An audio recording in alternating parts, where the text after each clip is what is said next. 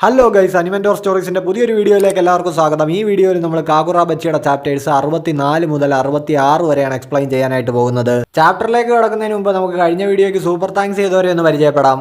നമ്മുടെ സബ്സ്ക്രൈബർ ആയിട്ടുള്ള മുഹമ്മദ് സ്വാലിഹ് 7137 40 രൂപ സൂപ്പർ താങ്ക്സ് ചെയ്തിട്ടുണ്ട്. Thank you very much for the support bro. അടുത്തതായിട്ട് നമ്മുടെ സബ്സ്ക്രൈബർ പ്രണവ് P1563 40 രൂപ സൂപ്പർ താങ്ക്സ് ചെയ്തിട്ടുണ്ട്. ഈ സപ്പോർട്ടിന് ഒരു വലിയ നന്ദിയുണ്ട് പ്രണവ് ബ്രോ. പിന്നെ എൻ്റെ video like, share, comment, hype ഒക്കെ ചെയ്ത് കട്ടയ്ക്ക് കൂടെ നിൽക്കുന്ന എല്ലാ സബ്സ്ക്രൈബേഴ്സിനും ഒരു വലിയ നന്ദി.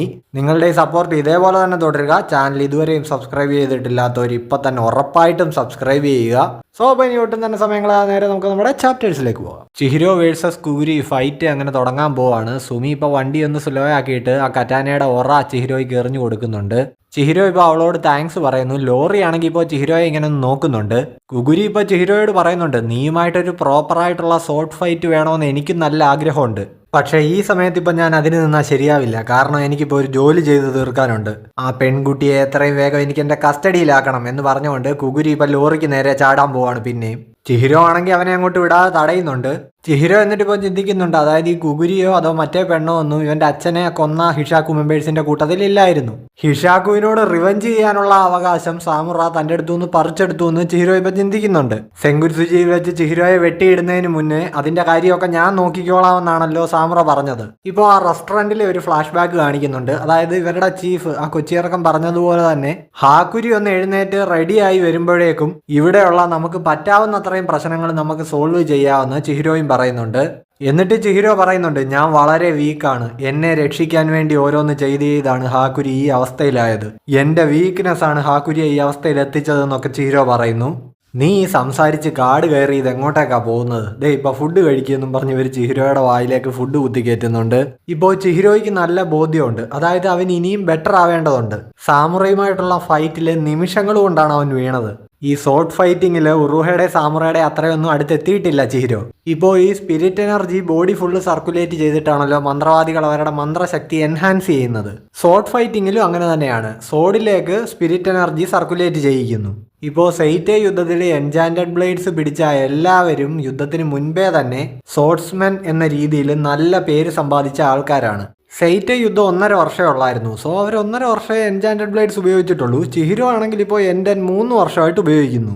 പക്ഷേ ചിഹിരോ അങ്ങനെ ഒരു മാസ്റ്ററുടെ കീഴിൽ സോർട്സ്മാൻഷിപ്പ് പഠിച്ച ഒരാളൊന്നുമല്ല. എൻഡനുമായിട്ട് അവൻ നല്ലൊരു സിങ്കിലാണ്, അത്രേ ഉള്ളൂ എന്ന് അവൻ പറയുന്നുണ്ട്. അപ്പോൾ ആ എൻചാൻറ്റഡ് ബ്ലേഡ് ഉപയോഗിച്ച് ഇനിയും കൂടുതൽ ഉയരത്തിലെത്താൻ നീ നിന്റെ ആ സോർട്സ്മാൻഷിപ്പ്, ആ സ്കില്ല് ഇംപ്രൂവ് ആക്കേണ്ടത് അത്യാവശ്യമാണെന്ന് ചെക്കൻ പറയുന്നു. സോ ഇതുവരെയും എൻഡന്റെ ആ പവറും കൂടെ ഉപയോഗിച്ചിട്ടാണ് ചിഹിരോ ഫൈറ്റിലെല്ലാം ജയിച്ചുകൊണ്ടിരുന്നത്. പക്ഷേ പ്രസന്റിൽ ഇപ്പോൾ കളി മാറിയിരിക്കുകയാണ്. ഇപ്പോൾ എൻഡൻ ഉപയോഗിക്കാതെ ഒരു സാധാ കറ്റാന വെച്ചിട്ട് ചിഹിരോ കുഗുരിയുമായിട്ടുള്ള ഫൈറ്റിന് ഇറങ്ങിയിരിക്കുകയാണ്. അവന്റെ സോർട്സ്മാൻഷിപ്പ് ഇംപ്രൂവ് ചെയ്യാനുള്ള ഒരു ടെസ്റ്റ് ആയിരിക്കും ഇത്. എൻചാൻറ്റഡ് ബ്ലേഡ് ഇല്ലാത്ത ആദ്യ യുദ്ധം. ഇപ്പോൾ കുഗുരിക്കാണെങ്കിൽ അവന്റെ ഡ്യൂട്ടി ചെയ്യണമെന്നുമുണ്ട്, അതേസമയം തന്നെ ചിഹിരോയുമായിട്ട് ഷോർട്ട് ഫൈറ്റ് ചെയ്യണമെന്നുമുണ്ട്. സോ ആ രണ്ട് ചിന്തകൾ അവന്റെ മൈൻഡിൽ ഇങ്ങനെ പ്രശ്നമാക്കുമ്പോൾ അവൻ സ്വയം പറയുകയാണ്, എന്നെ ഇങ്ങനെ ഡിസ്ട്രാക്ട് ചെയ്യാതെ. ഇപ്പോൾ ചിഹിരോയും മറ്റേ ചെക്കനും ഇങ്ങനെ ചിന്തിക്കുന്നുണ്ട്, ഇവൻ എന്തൊക്കെയാണ് വിളിച്ചു പറയുന്നേ. ഇപ്പോൾ കുഗുരി ചിഹിരോയ്ക്ക് നേരെ ചെയ്യുന്നതൊക്കെ നല്ല ഫാസ്റ്റർ ആയിട്ടുള്ള അറ്റാക്സ് ആണ്. ചിഹിരോ ഒരുവിധം അതൊക്കെ ഇങ്ങനെ ഡിഫെൻഡ് ചെയ്ത് നിൽക്കുന്നുണ്ട്.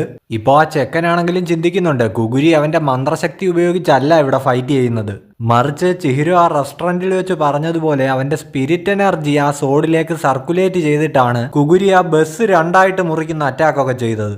സോ അവൻ ആളൊരു കില്ലാടിയാണ്. ചിഹിരോയ്ക്ക് ഷോർട്ട് ഫൈറ്റ് പഠിക്കാനായിട്ട് കിട്ടിയിരിക്കുന്ന നല്ലൊരു ഒപ്പോണന്റ്. ഇപ്പോൾ ഈ ചിഹിരോയുടെ അറ്റാക്ക് അങ്ങനെ ശരിയായിട്ടല്ല വരുന്നതെന്ന് കുഗുരി നോട്ട് ചെയ്യുന്നുണ്ട്. ആ സ്പിരിറ്റ് എനർജിയുമായിട്ടുള്ള കോമ്പിനേഷൻ ഒന്നും അങ്ങോട്ട് ശരിയായിട്ടുള്ള ലെവലിലല്ല. അപ്പോൾ ഇവനെന്താ ഇങ്ങനെ മോശം രീതിയിൽ ഫൈറ്റ് ചെയ്യുന്നത്? ആരാ നിന്നെ ഈ ഷോർട്ട് ഫൈറ്റിംഗ് പഠിപ്പിച്ചത്? നിന്റെ മാസ്റ്റർ ആരാണെന്ന് കുഗുരി ചോദിക്കുന്നു. അങ്ങനെ ഒരാളില്ലാന്ന് ചിഹിരോ പറയുന്നുണ്ട്. എന്തോന്ന്? അപ്പോൾ നീ ഒരു പ്രോപ്പർ ഷോർട്ട് ഫൈറ്റർ അല്ലേ എന്ന് കുഗുരി ചോദിക്കുന്നുണ്ട്. ഞാൻ ഈ ഫൈറ്റ് ചെയ്യുന്നത് പഠിച്ചോളാമെന്ന് ചിഹിരോ പറയുന്നു. ഇവിടെ വെച്ചോ? നീ സീരിയസ് ആയിട്ടാണോ പറയുന്നത്? എടാ, ഒരു റിയൽ യുദ്ധത്തിൽ നിന്റെ വീക്ക് പോയിന്റ്സ് എല്ലാം ഇങ്ങനെ എക്സ്പോസ് ചെയ്തിട്ടാണോ നീ ഷോർട്ട് ഫൈറ്റിംഗ് പഠിക്കുന്നത്? ഇപ്പോൾ കുഗുരിയുടെ മനസ്സിലേക്ക് ഒരു ഫ്ലാഷ് ബാക്ക് വരുന്നുണ്ട്. അതായത് ഹിരുഹിക്കോയെ ഷോർട്ട് ഫൈറ്റിംഗ് പഠിപ്പിക്കാനായിട്ട് യൂറ മുൻപ് കുഗുരിയെ ചുമതലപ്പെടുത്തിയിട്ടുണ്ടായിരുന്നു. കുഗുരി അപ്പോൾ ഹിരോഹിക്കോയ്ക്ക് കാര്യമായിട്ട് പറഞ്ഞു കൊടുക്കുന്നുണ്ട്, അതായത് ഇത് മാർഷ്യൽ ആർട്സ് ഒക്കെ പോലെ നിന്റെ body full spirit energy circulate ചെയ്യുന്ന പോലത്തെ ഒരു പരിപാടിയല്ല. നീ നിന്റെ കറ്റാനയിലേക്ക് അത് കൊടുത്തിട്ട് അതുമായിട്ട് മേർജ് ചെയ്ത് ഫൈറ്റ് ചെയ്യണം. അപ്പോൾ ഇങ്ങനെ കാര്യമായിട്ട് ഈ സ്റ്റഡി ക്ലാസ് എടുത്തുകൊണ്ടിരിക്കുന്ന കുഗുരിയെ അടുത്ത് ഹിരോഹിക്കോ പറയുന്നുണ്ട്, ഞാൻ എൻ്റെ രീതിക്ക് പഠിച്ചോളാമെന്ന്. ഇപ്പോൾ ചിഹിരോ ഇങ്ങനെ ഷോർട്ട് ഫൈറ്റിങ് കണ്ടുപഠിച്ചോളാമെന്ന് പറഞ്ഞപ്പോഴാണ് ഇത് പെട്ടെന്ന് കുഗുരിയുടെ മനസ്സിലേക്ക് വന്നത്. സോ അവനിപ്പോൾ ചിഹിരോയോട് പറയുന്നുണ്ട്, ഇങ്ങനെ ഒരിക്കലും ധാർഷ്ട്യത്തോടെ പെരുമാറരുത്, നിനക്ക് വാളിനെ ബഹുമാനിക്കാൻ അറിയില്ലെങ്കിൽ അത് ഉപയോഗിക്കരുത്. ഷോർട്ട് ഫൈറ്റിംഗ് എന്ന് പറയുന്നത് ഒരു കലയാണ്, അതിനെ ബഹുമാനിക്കാൻ അറിയാത്ത ഒരു വിഡ്ഢിയുടെ കൂടെ ഞാൻ എങ്ങനെ ഫൈറ്റ് ചെയ്യാനാണ് എന്ന് പറഞ്ഞുകൊണ്ട് കുഗുരി ഇപ്പോൾ എല്ലാം മതിയാക്കി ചിഹിരോയുടെ അടുത്തു നിന്ന് ഓടി ലോറിയുടെ പുറകെ പോകുന്നുണ്ട്. ആ കൊച്ചിയിറക്കൻ ഇപ്പോൾ പറയുന്നുണ്ട്, പേടിക്കണ്ട, ഞങ്ങൾ അവനെ സ്റ്റോപ്പ് ചെയ്തോളാമെന്ന്. കുഗുരി ആണെങ്കിലും ചിന്തിക്കുന്നുണ്ട്, ഇനിയിപ്പോൾ ഇവനുമായിട്ട് ഷോർട്ട് ഫൈറ്റിങ്ങിന് നിൽക്കാതെ എനിക്ക് എൻ്റെ ഡ്യൂട്ടിയിൽ തന്നെ ഫുള്ളായിട്ട് ശ്രദ്ധ കൊടുക്കാമല്ലോ. ചിഹിരോയുടെ കൈയൊക്കെ ഇപ്പോൾ വിറയ്ക്കുന്നുണ്ട്. കുഗുരി നല്ല ഫാസ്റ്റ് ആയിട്ടാണ് ഇപ്പോൾ ആ ബൈക്കിന്റെ പുറകെ പോകുന്നത്. ചിഹിരോ ഫുൾ ടൈം എൻ്റെനെ ആശ്രയിച്ച് നിന്നതുകൊണ്ട് തന്നെ അവനിപ്പോൾ ഈ സാധാ ബ്ലേഡ് വെച്ചിട്ട് കുഗുരിയുടെ പുറകെ പിടിക്കാൻ പറ്റില്ല. അതിന്റെ കൂടെ തന്നെ ചിഹിരോ ചിന്തിക്കുന്നുണ്ട്, കുഗുരി പറഞ്ഞത് ശരിയാണ്, ഒരൊറ്റ ദിവസം കൊണ്ട് പഠിച്ചെടുക്കാൻ പറ്റുന്ന ഒന്നല്ലല്ലോ ഷോർട്ട് ഫൈറ്റിംഗ്. ചിഹിരോ എന്നിട്ട് ഇപ്പോൾ ആ വാള് പുതിയൊരു സ്റ്റൈലിൽ പിടിക്കുന്നുണ്ട്. ആ ചെറുക്കനാണെങ്കിൽ ഇപ്പോൾ ഇതിങ്ങനെ ശ്രദ്ധിക്കുന്നു. ഇപ്പോൾ ചിഹിരോ ഈ 3 വർഷം കൊണ്ട് എൻചാൻറ്റഡ് ബ്ലേഡ് വെച്ച് കുറേ ഫൈറ്റ് ചെയ്ത് അവൻ്റെ ടാലൻറ്റ് നല്ലപോലെ കൂട്ടിയിട്ടുണ്ട്. അവനൊരു അടിത്തറയുണ്ട്, പക്ഷെ അവനൊരു റോൾ മോഡലില്ല. ഒരു പ്രത്യേക ഫോം അല്ലെങ്കിൽ സ്റ്റൈൽ ഓഫ് ഷോർട്ട് ഫൈറ്റിംഗ് ഒന്നും ചിഹിരോ ഇതുവരെയും ഡെവലപ്പ് ചെയ്തിട്ടില്ല. സോ സാമുറായുടെ ആ ടെക്നിക്കാണ് ചിഹിരോ ഇവിടെ ഇമിറ്റേറ്റ് ചെയ്യാനായിട്ട് പോകുന്നത്. എൻ്റെ ജീവിതത്തിൽ ഒരു സാമുറായിയെ ആവശ്യമുണ്ട്, നിങ്ങൾ എൻ്റെ സാമുറായി ആണെന്ന് ചിഹിരോയെ കണ്ട ടൈമിൽ ഹാകുരി പറഞ്ഞിട്ടുണ്ടായിരുന്നല്ലോ. സോ ഇപ്പം ഞാൻ ആ സാമുറായി ആവാനായിട്ട് പോവുകയാണെന്ന് പറഞ്ഞിട്ട് ചിഹിരോ ആ വാള് സാമുറയുടെ സ്റ്റൈലിൽ ഉപയോഗിക്കാനായിട്ട് പോവാണ്. ലൈ വൈറ്റ് പ്യൂരിറ്റി സ്റ്റൈൽ. ഇപ്പോൾ ഇത് സാമുറയുടെ ടെക്നിക്കാണല്ലോ എന്ന് ആ കൊച്ചിയിറക്കൻ ഇങ്ങനെ നോക്കുന്നുണ്ട്. ഇപ്പോൾ ആ ട്രെയിനിൽ വെച്ച് ഉറുഹ പറഞ്ഞ് കേട്ട അറിവും പിന്നെ സെങ്കുറ്റ്സുജിയിൽ വെച്ച് സാമുറ ഫൈറ്റ് ചെയ്യുന്നത് കണ്ടിട്ടുള്ള ആ ഒരു ചെറിയ അറിവും ഒക്കെ ചിഹിരോയ്ക്കുള്ളൂ. ഉറുഹ പറഞ്ഞതനുസരിച്ച് സ്പിരിറ്റ് എനർജി എല്ലാം കൂടെ ഒരു വാളിന്റെ ആ ഒരു ഒറയുടെ ഭാഗത്ത് കണ്ടെയ്ൻ ചെയ്തു വെക്കുന്നു.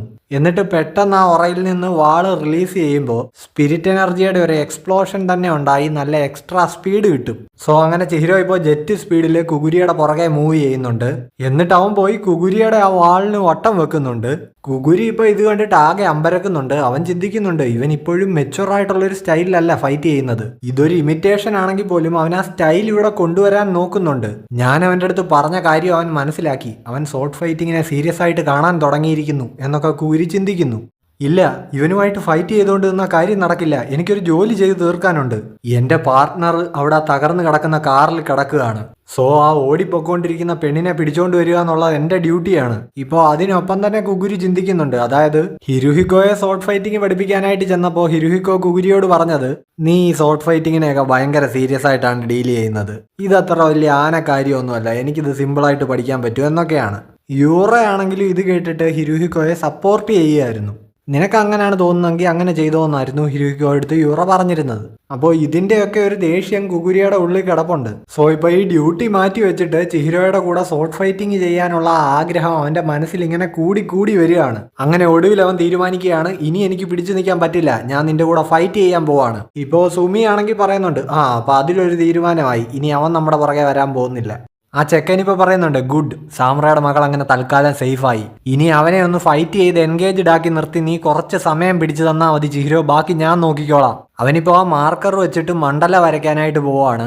ചിഹിരോ ആണെങ്കിൽ IAI white purity style use ചെയ്യാൻ പോകുന്നു. IAI ആണ് ഗൈസ്, നമ്മൾ ലൈൻ ആയിരുന്നു ഇതുവരെ പറഞ്ഞുകൊണ്ടിരുന്നത്. ചിഹിരോ ഇപ്പോൾ ഈ സ്റ്റൈലിൽ അത്ര പെർഫെക്റ്റ് ആയിട്ടില്ല, അവനെ എനർജി ബിൽഡ് ചെയ്യാൻ ഇപ്പോഴും അത്യാവശ്യം സമയം എടുക്കുന്നുണ്ട്.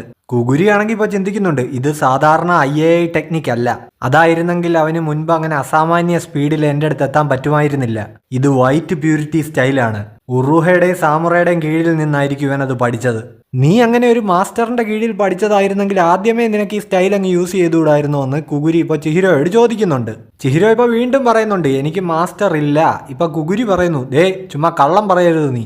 അതായത് ഈ IAI ടെക്നിക്കിലെ വൈറ്റ് പ്യൂരിറ്റി സ്റ്റൈൽ എന്ന് പറയുന്നത് അങ്ങനെ എല്ലാവർക്കും പഠിച്ചെടുക്കാൻ പറ്റുന്ന ഒരു സ്റ്റൈലല്ല. അതിന്റെ പ്രിൻസിപ്പിൾ സിമ്പിളാണ്, പക്ഷേ ആ ഒരു ടെക്നിക്ക് ഉപയോഗിക്കാനായിട്ട് ഒരു സ്പെഷ്യൽ ടൈപ്പ് ഓഫ് മൂവ്മെന്റ് ആവശ്യമാണ്. അത് പഠിച്ചെടുക്കാൻ നല്ല പാടാണ്. ഈ വൈറ്റ് പ്യൂരിറ്റി സ്റ്റൈല് ക്രിയേറ്റ് ചെയ്തത് സോർട്സ്മാൻ ആയ ഇറ്റ്സുഓ ഷിരക്കായി ആയിരുന്നു. അങ്ങേര് കഴിഞ്ഞാൽ പിന്നെ ഈ സ്റ്റൈല് പൂർണ്ണമായിട്ട് പഠിച്ചെടുത്തത് 2 പേരാണ്, സെയ്ച്ചി സാമുറയും യോജി ഉറുഹയും. പിന്നീട് ആരെ കൊണ്ടും ഇത് പഠിച്ചെടുക്കാൻ പറ്റാത്തത് കൊണ്ട് തന്നെ ഈ ടെക്നിക്ക് ഇപ്പോൾ ഒരു വംശനാശത്തിന്റെ വാക്കിലെത്തി നിൽക്കുകയാണെന്ന് വേണമെങ്കിൽ പറയാമെന്ന് കുഗുരി പറയുന്നു. അങ്ങനെ ഒരു ലെജൻഡറി ആർട്ട് അത് മാസ്റ്ററിന്റെ കീഴിൽ ട്രെയിൻ ചെയ്യാതെ നിനക്ക് എങ്ങനെ ചെയ്യാൻ പറ്റും എന്ന് ചിഹിരോ എടുത്ത് കുഗുരി ചോദിക്കുന്നു. ഇപ്പോൾ നമ്മളെ ആ ഫ്ലാഷ് ബാക്ക് കാണിക്കുന്നുണ്ട്, അതായത് സാമുറ പണ്ട് ആ തടി വെട്ടുന്നതൊക്കെ ഒറ്റ തവണ നോക്കിയാണ് ചിഹിരോ പഠിച്ചത്.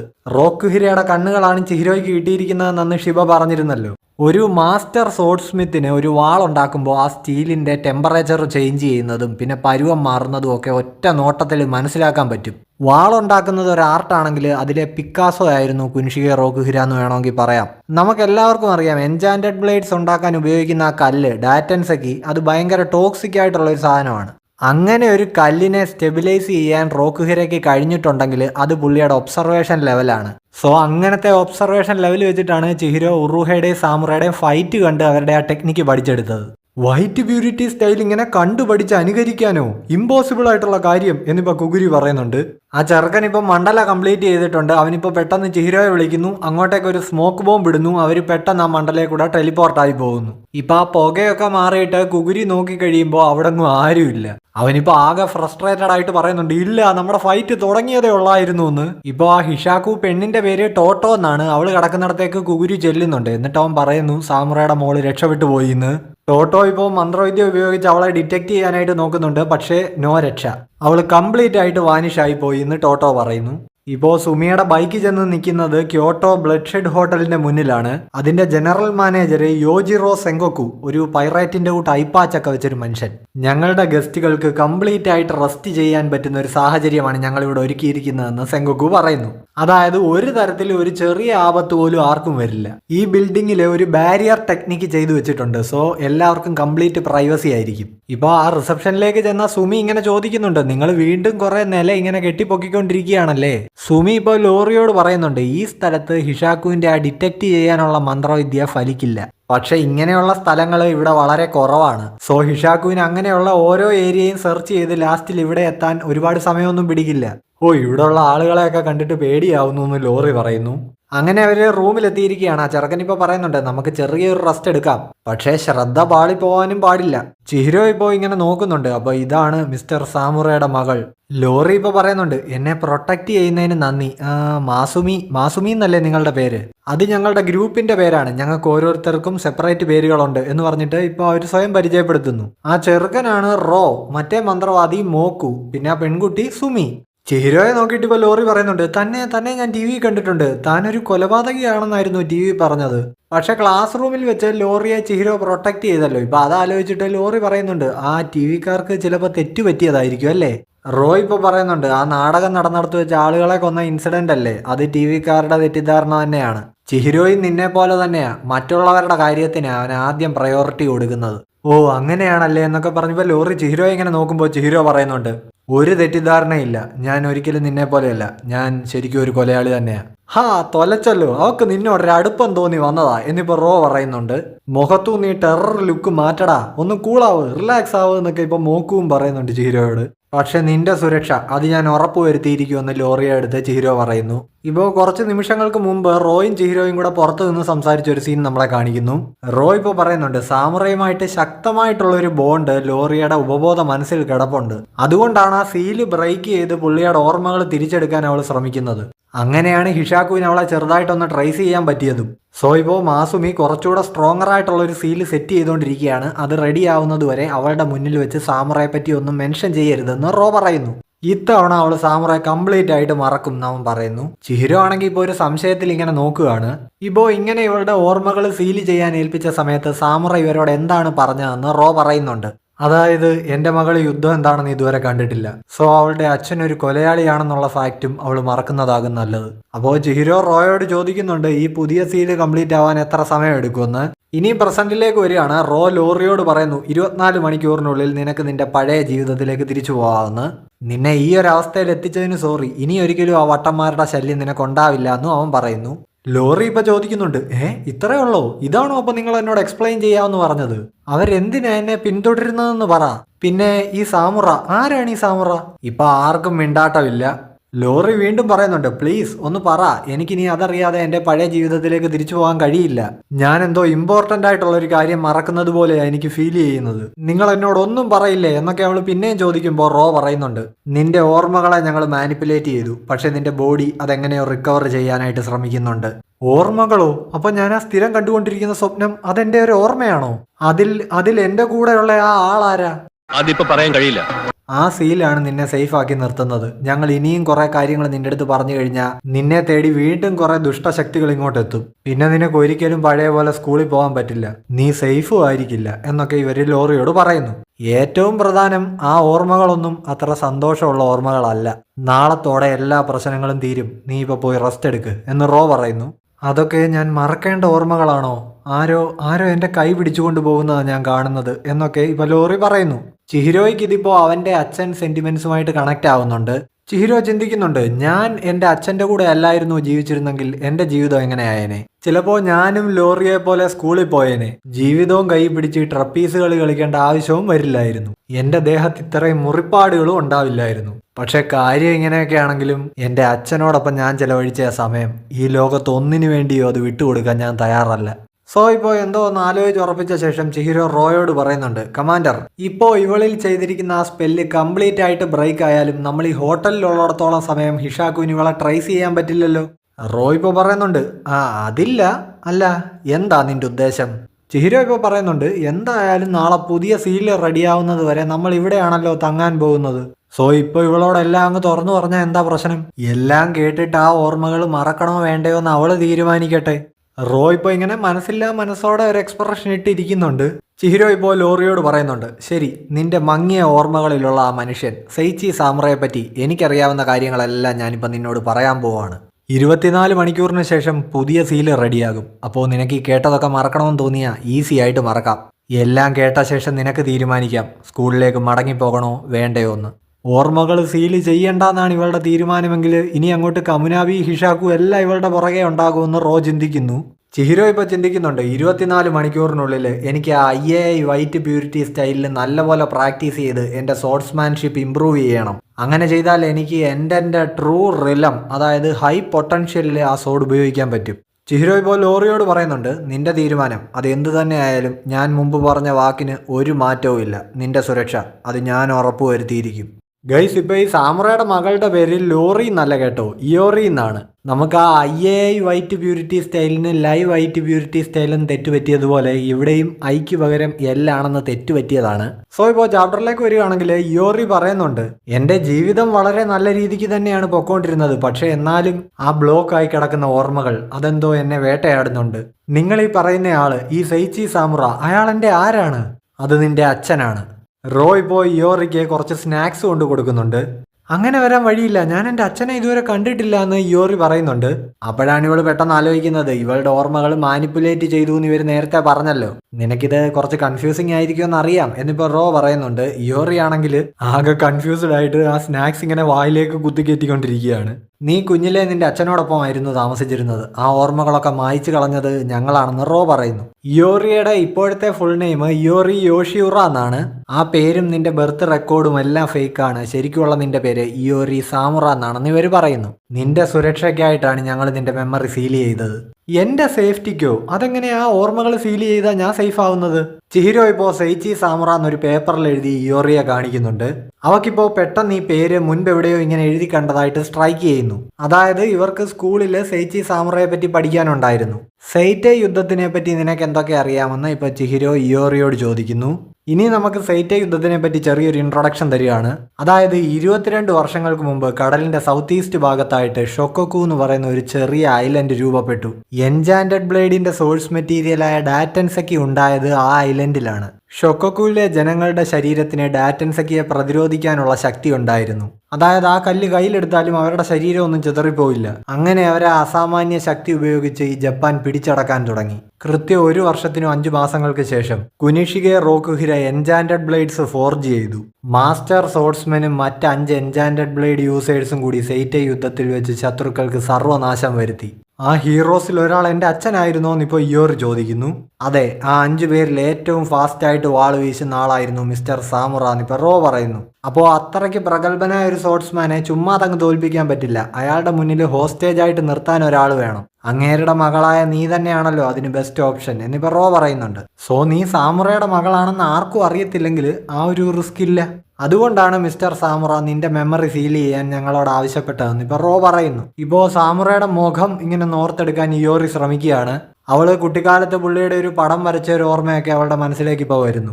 ഞാൻ ദേ അച്ഛൻ്റെ പടം വരച്ചു എന്നൊക്കെ പറഞ്ഞ് അവള് സാമുറ ഇങ്ങനെ ഫോട്ടോ കൊണ്ട് കാണിക്കുന്നു. സാമുറ ഇപ്പോൾ പറയുന്നുണ്ട്, അയ്യോ മോളെ എനിക്കത് കാണാൻ പറ്റില്ലല്ലോ എന്നൊക്കെ. അപ്പോൾ ഈ ഓർമ്മ ഇങ്ങനെ യോറിയുടെ മനസ്സിലേക്ക് വരികയാണ്.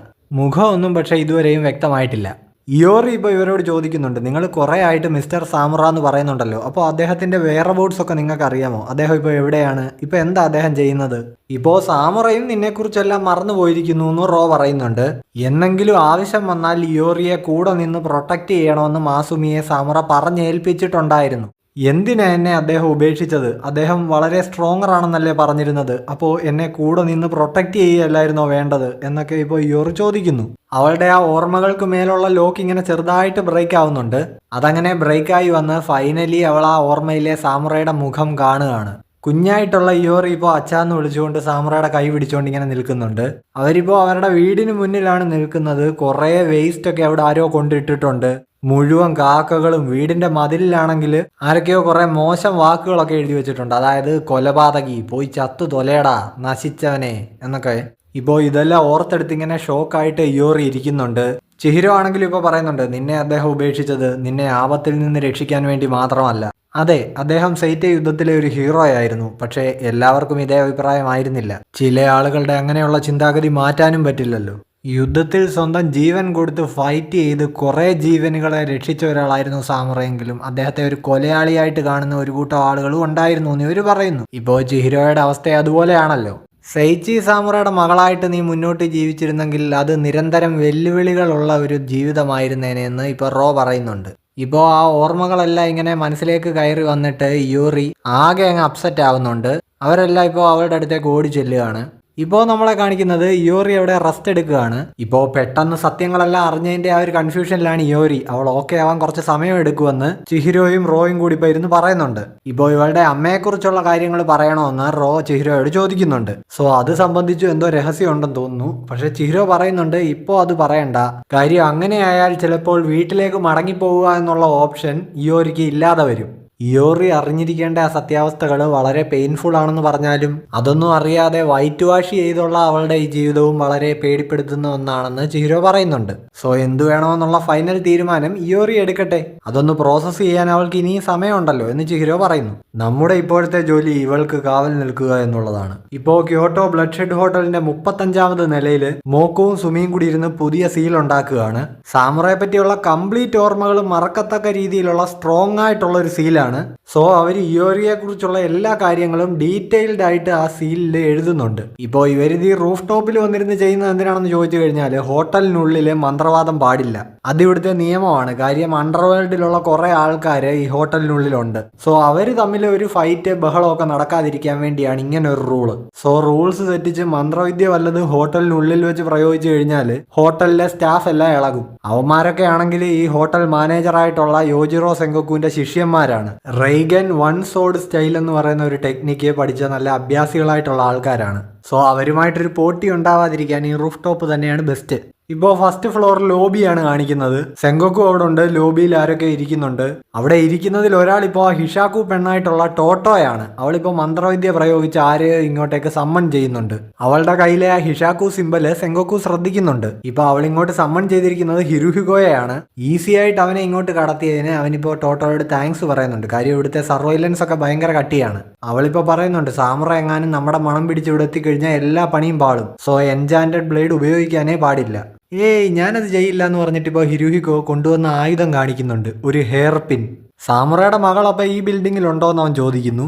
അതിപ്പോൾ ഉറപ്പിച്ചിട്ടില്ല എന്ന് ടോട്ടോ പറയുന്നുണ്ട്. ഇങ്ങനെ സംശയമുള്ള കുറേ സ്ഥലങ്ങൾ ഇവർ ടീമായിട്ട് സെർച്ച് ചെയ്തുകൊണ്ടിരിക്കുകയാണ്. കുഗുരിയും കുറേ സ്ഥലങ്ങൾ സെർച്ച് ചെയ്യുന്നുണ്ട്. ഇപ്പോൾ അവിടുത്തെ ഒരു സ്റ്റാഫ് വന്നിട്ട് ഇവരോട് പറയുന്നുണ്ട് ഇത് മന്ത്രവിദ്യ നിരോധിച്ചിരിക്കുന്ന സ്ഥലമാണെന്ന്. ഹിരുഹിഗോ ഇപ്പോൾ കണ്ണടച്ച് തുറക്കുന്ന വേഗതയിൽ ആ ഹെയർ പിൻ വെച്ചിട്ട് അവൻ്റെ കഴുത്തറക്കുന്നുണ്ട്. എന്നിട്ട് അവൻ്റെ വാള് പിടിച്ചെടുത്തിട്ട് പറയുന്നു, ഞാൻ കുമയൂരി ഇപ്പോൾ പുറത്തെടുത്ത ആ നിമിഷം അത് ട്രേസ് ചെയ്ത് ഇവിടെ വന്ന് സാമുറ എന്നെ തീർക്കുമെന്ന് എനിക്കറിയാം. അയാളുടെ പവർ എന്താണെന്ന് ഞാൻ എൻ്റെ കണ്ണുകൊണ്ട് കണ്ടതല്ലേ. സോ സാധാ കറ്റാന വെച്ച് എൻ്റെ സ്കിൽസ് ഉപയോഗിച്ച് ഞാൻ ഫൈറ്റ് ചെയ്തോളാമെന്ന് ഹിരുഹിഗോ പറയുന്നു. ഇപ്പോൾ സെങ്കോക്കു ആണെങ്കിലും ഹിരുഹിഗോയെ നേരിടാൻ വാൾ പുറത്തെടുക്കുന്നുണ്ട്. ഈ ബ്ലഡ് ഷെഡ് ഹോട്ടൽ എൻ്റെ സോട്ട് ഫൈറ്റിങ്ങിന് നല്ലൊരു തുടക്കമാകട്ടെ എന്നും പറഞ്ഞുകൊണ്ട് ഇപ്പോൾ ഹിരോഹിഗോയും തയ്യാറാകുന്നു. ആ ഒരു പാനലിൽ നമ്മുടെ ഈ ചാപ്റ്റർ അവസാനിക്കുകയാണ്. അപ്പോൾ ഗൈസ്, നിങ്ങൾക്ക് എൻ്റെ എക്സ്പ്ലനേഷൻ ഇഷ്ടപ്പെട്ടു എന്ന് കരുതുന്നു. ഇഷ്ടപ്പെട്ടു കഴിഞ്ഞാൽ ഉറപ്പായിട്ടും ലൈക്ക്, ഷെയർ, കമൻറ്റ്, ഹൈപ്പ് ഒക്കെ ചെയ്യുക. പിന്നെ നമ്മുടെ ചാനൽ സബ്സ്ക്രൈബ് ചെയ്തിട്ടില്ലാത്തവർ ഇപ്പം തന്നെ മറക്കാതെ ഒന്ന് സബ്സ്ക്രൈബ് ചെയ്യണേ. അപ്പോൾ ഇനി നെക്സ്റ്റ് ചാപ്റ്റേഴ്സിൻ്റെ എക്സ്പ്ലനേഷനുമായിട്ട് നെക്സ്റ്റ് വീക്ക് തന്നെ കാണുന്നവരേക്കും ബൈ ബൈ.